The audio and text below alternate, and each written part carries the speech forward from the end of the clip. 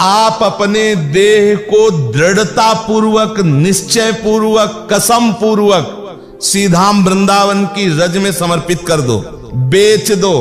जैसे रूपलाल हिथाट बिकानी, अनुकूलता सुविधा इनका यहां कहीं प्रश्न नहीं है।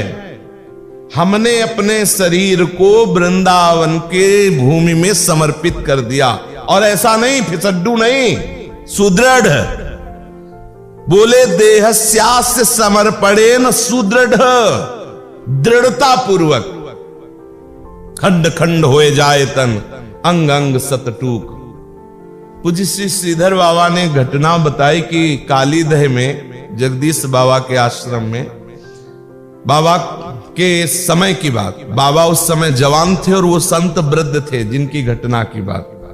उस समय वृंदावन में मतलब डॉक्टरी सुविधा नहीं थी। वो 3 बजे परिक्रमा लगाने जा रहे थे, तो केसी घाट में जब धुंध होती है तो मतलब अंधेरा ही रहता है, तो 5-6 कुत्तों ने उनके ऊपर आक्रमण कर दिया। अब 5-6 कुत्ते वृद्ध शरीर संत, तो उनके बहुत जगह घाव कर दिए। इतने में दूसरे परिक्रमार्थी जब पहुंचे तो उन्होंने कुत्तों को भगाया। वो तो मतलब एक तरह से कुत्तों ने खा ही डाला था, सैकड़ों जगह ऐसे 5-6 कुत्ते बार बार काटे तो कितना होगा। जब उनको यहां लाए तब कहा कि यहां तो इसका इलाज हो नहीं सकता, मथुरा चलना पड़ेगा।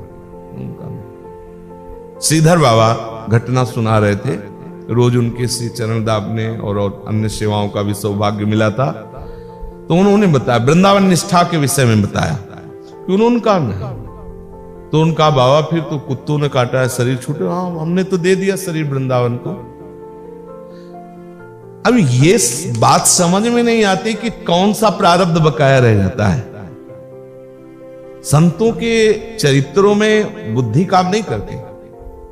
जीवन हो गया अखंड वृंदावन वास करते, जीवन हो गया भगवत भजन करते, वयोवृद्ध हैं, 6-6 कुत्ते से आक्रमण करवाकर उनके शरीर को घायल किया जा रहा है।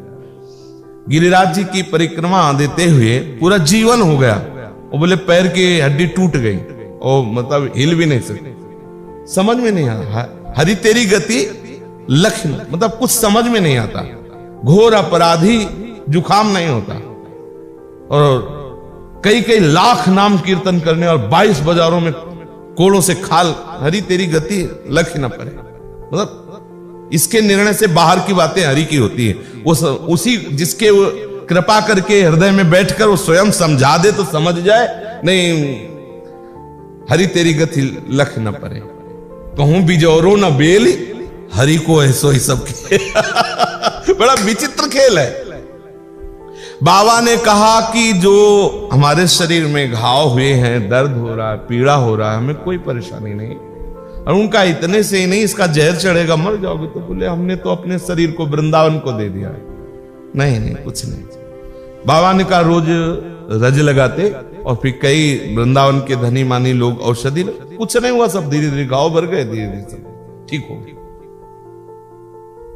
माना आपकी निष्ठा की परीक्षा के लिए कोई भीषण कष्ट आ सकता है, तो आपके हृदय में होना चाहिए कि हमने ये देह श्री जी को दी। अब देखो, एक क्षण में स्वस्थ शरीर गाड़ी से एक्सीडेंट होता, मर जाते हैं। बोले वो हवाई जहाज क्रैश हो गया, बोले इतने मर गए, ये हो गया। कुछ भी एक जीवन श्री जी के लिए नहीं दे सकते। एक जन्म श्री जी के लिए तुम्हें विश्वास हो जाना चाहिए। धन्वंतरी जी ने शोध किया कि जितनी औषधियों में रोग निवारण सामर्थ्य है, वो अच्युत केशव गोविंद नाम के 1000वें अंश अगर कहा जाए तो वो भी नाम का अपमान होगा। इतनी सामर्थ्य भगवान नाम में है। मतलब समझिए आप कि जितनी औषधियों में रोग निवारण सामर्थ्य हमारे प्रभु से आई है, और प्रभु जिनके अधीन है वो हमारी लाडली जू है, और लाडली जू के निज महल को शरीर दे दिया है। नष्ट ही तो होगा, विनाशी है तो नष्ट ही तो होगा। अमर थोड़ी हो जाओगे, आज नहीं तो कल नहीं तो परसों जाना ही है। चाहे जितने स्वस्थ हो जाने, बड़े बड़े परमहंस चले गए, अपने लोगों को क्या। एक बार निश्चय करो, देहस्यास्य समर्पणेन सुदृढ़। देह को, यहां मन की बात नहीं कह रहे, जैसे ज्ञान विज्ञान बघारने वाले अपने लोग कभी कभी कह देते हैं, अरे भाई शरीर कहीं भी है, मन प्रियालाल में है। तो प्रबोधानंद जी मना कर रहे हैं, स्पष्ट कह रहे हैं, श्री कृष्ण प्रेम में उन्मत्त होकर बाहर नहीं रहना चाहता। अगम्यागमन करके वृंदावन में रहना मेरे लिए सौभाग्य होगा। मतलब आप वृंदावन की महिमा को समझिए। वृंदावन की खास महिमा क्या है? बोले देहस्यास्य समर्पणेन सुदृढ़, एक सूत्र जीवन में कभी भी टलने न पावे। कैसी भी परिस्थिति हो, खंड खंड हो जाए तन अंग अंग सत टूक, वृंदावन नहीं छाड़ियो, छाड़िबो है बड़ी चूक। नहीं सो माता पिता ने मित्र पुत्र को नाहि, वृंदावन के बसत ही जो अंतर करे माए।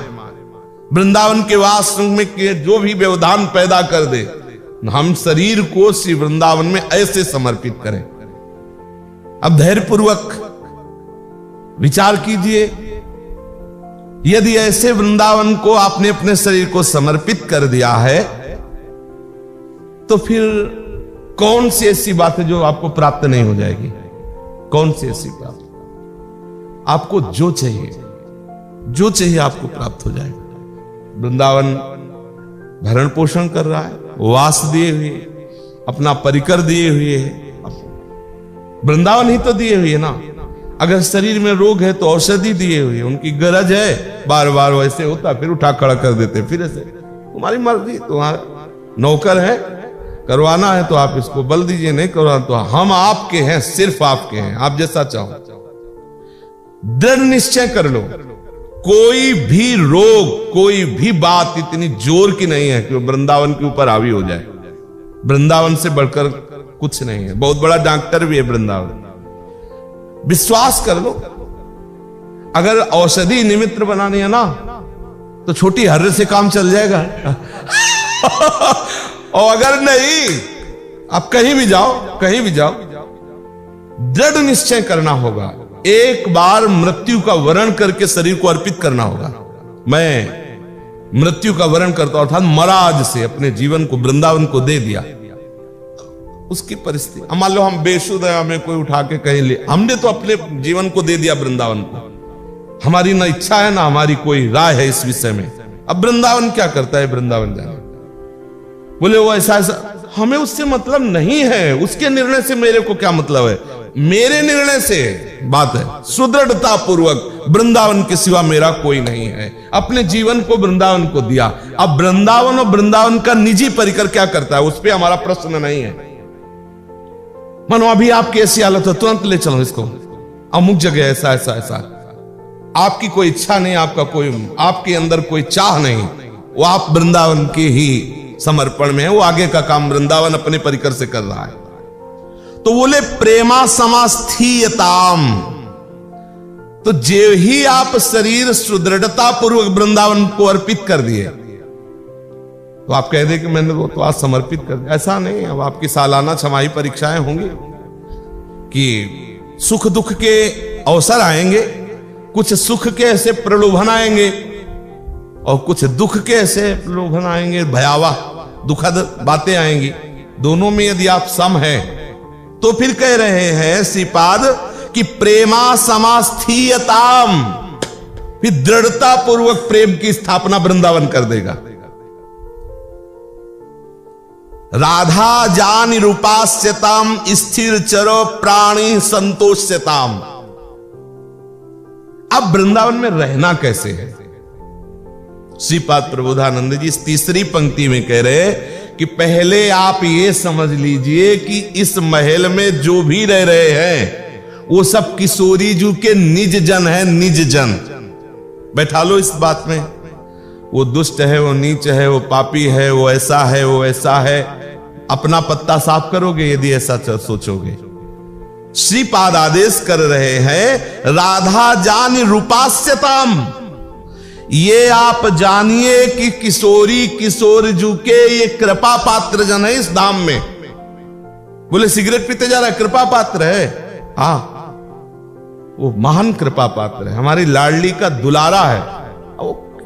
अभी आप बड़े हृदय की बात नहीं जानते हो।